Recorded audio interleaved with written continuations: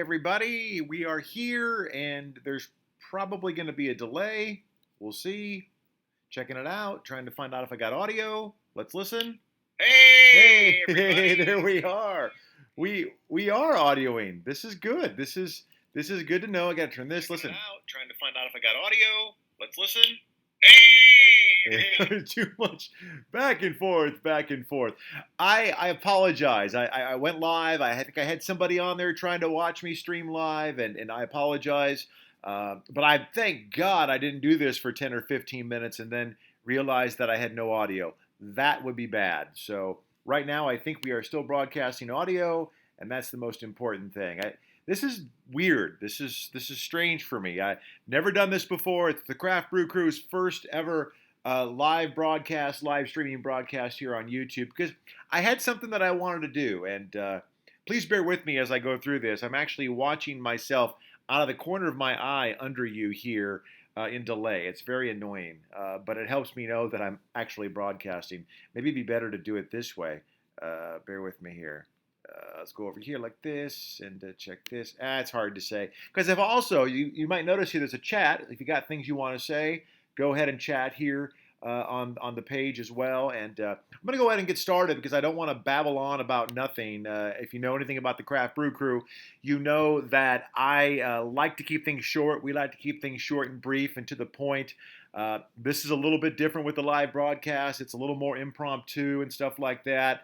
And so it is what it is. So, hey, there's my buddy Josh, member of the Craft Brew Crew. Howdy do to you, buckaroo. Here we are, live. I want to talk real quick about a beer that I've not had in a long time, and I was inspired by my new friend James at KC Hop Talk. He brewed his own version of England's Bass Pale Ale. And I realized that it's been a long time since I've had it. Now, American pale ales are God, it's annoying to watch myself. American pale ales are known to be very hoppy. If you know anything about that, they've got a hop sense to them, that's for sure. But originally, Bass claims to be the world's first pale ale back, where are we going here? There we go. About 200 plus years ago. And back in the day when there were just porters and stouts, they came out with this much paler colored beer, and they called it pale ale. So, being an import to us here in America, it's got a different taste to it. It's kind of the original pale ale taste. And if you know anything too about Bass, you've ever heard of a black and tan beer. If you're newer to craft beer, a black and tan beer is taking a Bass pale ale on the bottom and putting about half the glass filled, and then putting a Guinness Stout on top of it, and it keeps the two beers separated. And when you drink it, it filters the pale ale through the stout and gives you a very neat, tasty taste, I guess is the best way to say it. So. Anyway, I got to thinking after I tasted James's version, his KC Bass, or I think it was his Bass, my Bass, I think is what he called it, that I hadn't had Bass Pale Ale in a long time by itself, if ever, to be honest with you. So my taste buds in my mind have gotten so used to hoppy pale ales that I'm inspired to give this beer a try again and kind of give it an official review. I will tell you that my all-time favorite, I believe you can find the review for it right here on the Craft Brew Crew channel, is Samuel Smith, their organic pale ale. That is also a British version of the pale ale. Honestly, I haven't seen it very much here lately in the States, which is kind of disappointing because I like it so much. It's a much maltier version of a pale ale. Less hops, more malt, and I believe that's kind of the way Bass Ale is as well. So you see here, I'm going to go ahead and just give it a live pour, and then we'll check the chat room and see what's going on here. Of course, pale ales can be yellowish in color, orangish in color. I'm already kind of getting a sense of the malts and the hops here as I can smell it from a distance. But I was very excited to pick this up because I believe it's going to be a nice, easy drinking beer. You can see pretty orange, Got low light situation going on in here, but you know. All right, give me a second here. Kind of weird to be live like this. So we've got a few people watching right now, and I do appreciate that. Uh, let's see here. So let's go ahead and give it a smell. Do that first. Let's see here. Yeah, it does vaguely remind me a little bit of Samuel Smith's Organic Pale Ale, although I will say Samuel Smith's is redder than this. This is pretty orange, at least from what I can see in this light. But Samuel Smith is actually more reddish pink, to be honest, kind of a reddish color, my recollection anyway. And I can definitely smell. Again, I'm bad with smells, but probably some hop character too. Well, what the heck? Without further ado, go ahead and give this thing a drink.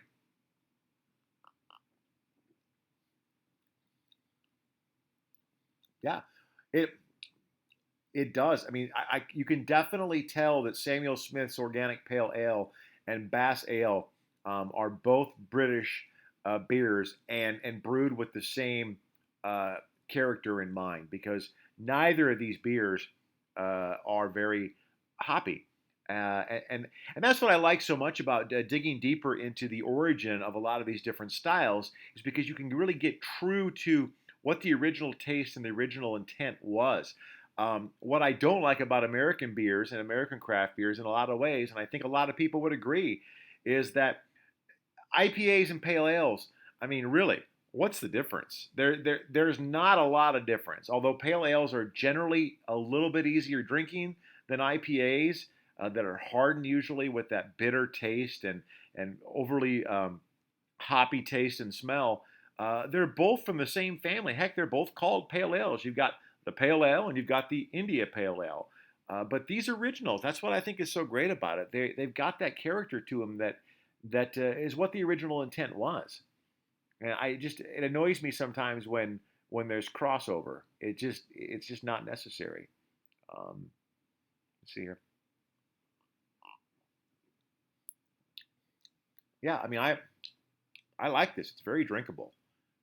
No complaints about it whatsoever. Um, so I'm very excited to be doing this, and I think I'll probably be doing more of it in the near future. I've got some other people watching and chatting. It's great to see Brad here too. Yeah, thank you, Brad. I appreciate that. If I'm not mistaken, Brad, aren't you a liquor store guy yourself? I believe you are. You have to remind me here for sure. Um, but it's very cool to be doing this. I think it's fun. I think it'd be a lot more fun here in the future to do it with other people, whether we have Josh or Jay or Matt with me, or whether we even do some Google Hangouts or something like that. I think it'd be very fun. So I think we'll probably be doing some more of this. I just don't want to drag out and have all these long videos on here that nobody's ever going to watch, you know. I'm trying to read the chat room at the same time. It doesn't work. That's why it's nice. There's two people. It's like if somebody else was here talking with me, I could read the chat while they're talking. So, real quick, a little side here. Father's Day gift. If you look back here, you can see that my family gave me talking about international stuff. This back here is I believe was it a water? What happened to my light? Watercolor done. Is it watercolor or a drawing or a? I can't remember now what it is, but it's basically a drawing slash painting of my dog, which was done overseas. So that's kind of cool. It's a very, very cool Father's Day gift. I just thought I would share that with you. Has nothing to do with beer. And yes, Brad is a liquor store guy, so he kind of knows his brews and his beers too. That's what I thought. A few other things just to let you know real quick. I'm hoping here in the next 6 months to continue to make some changes with the Craft Brew Crew. I'm hoping to get more breweries involved, more little knickknacks and things like that, maybe some giveaways and stuff like that, which I think would be very exciting. I just haven't explored it as deeply as I'd like to yet because, well, I'm busy and this is not my full-time job, unfortunately. But it's very cool to have everybody here right now watching live. And also, hopefully you guys are hearing me clearly. Hopefully the video is not bad. Hopefully everything is sounding good and looking good because, again, being the first time, I'm not sure, what it's going to be like. But anyway, always taking your suggestions as well. Always love your opinions on certain beers and things like that. So always feel free to comment. And even don't forget, of course, as we always joke about, don't forget to subscribe down below if you're not already subscribed. If you happen to be here, right there it is, right? Wait, it's right. I think it's right down there. Right there, I think, is where you can subscribe. So we always appreciate that as well. The more subscribers, the better. The more views, the better. All that kind of stuff kind of helps me keep this thing going with my partners in crime. Well, Brad recently relocated, the other Brad, I'll say, recently, I hope I'm pronouncing your name right, Riffle, right? Got to be Riffle. If it was Rifle, it'd be like the gun, right? So recently relocated to Omaha. That's right, you were at Lucas and Martin City. Okay, so you got good beers up in Omaha. So that. There's definitely some good stuff up there as well. And you're drinking an IPA right now, which some people are IPA guys, some people aren't. So that's very fair. I totally understand that. Well, look, I could ramble on and on and on and on and on and on and on and on forever about absolutely nothing, but I probably should go ahead and give this a rating. And it's hard to do after a few drinks, which, to be honest, can happen a lot of times. If I'm drinking a beer for the very, very first time on camera, sometimes I'll try to, maybe drink the entire glass or almost the entire glass before I give a rating to give myself a better feel. But sometimes I got to do it pretty quickly because I don't have the time to do that. So we're going to give this another drink before I give it an official rating. But yeah, I mean, I definitely, it's hard to know for sure, but 3.75, I think, out of 5 is good for me. I could go maybe even a little bit higher, but I think for right now, I feel comfortable with a 3.75 out of 5 rating for me on this. I don't have the ABV in front of me. God forbid. Let's see. Do they put it on the bottle? No. Why would they do that? What is going on with that these days, by the way? They're not putting ABVs on bottles anymore. They're not putting any information half the time. Sometimes they don't even tell you what kind of stinking beer it is. I mean, I don't understand that anymore. But I don't know. The ABV can't be that high. I don't know. But anyway, 3.75 out of 5 for Bass Pale Ale. I think it's a decent beer, especially if you like to kind of venture out a little bit and see kind of, like I said, what the original Bass Pale Ales are like. I'll be honest with you, too. Something else I learned, because Brad mentioned that, you like the information on the black and tan. I will say this, and I don't know this for sure, but I'm sure some of my brewing friends could tell me.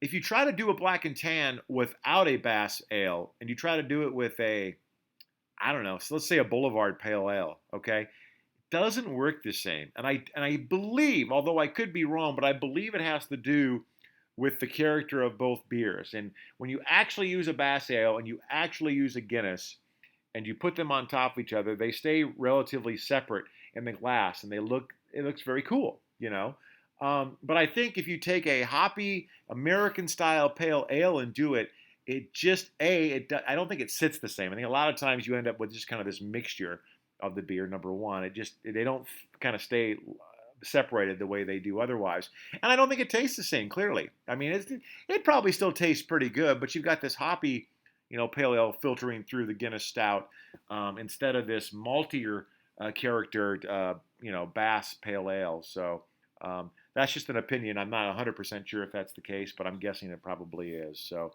anyway, let me just check, see if there's anything else I need to respond. Boy, Brad, you're going crazy here. Sound, video, lighting our food. Good. Oh, fine. Okay, good. Good. Glad to hear it.